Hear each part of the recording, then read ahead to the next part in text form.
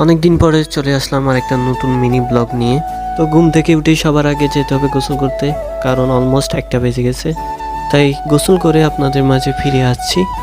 Finally গোসল করে ফেললাম এবং গোসল করে রেডিও হয়ে গেলাম, কারণ জোরালগঞ্জ যেতে হবে। তাছাড়া আজকের ওয়েদারটা অনেক সুন্দর, বৃষ্টি আসার সম্ভাবনা আছে, অলরেডি ছোট ছোট করে পড়তেছে। হ্যাঁ, আপনাদের তো আসল কথাটাই বলা হয়নি। জোরালগঞ্জে যাইতেছি আমি প্রাইভেট পড়তে, এবং আমার ফ্রেন্ড আমার সাথে যাইতেছে, একসাথে আমরা দুজন পড়ি।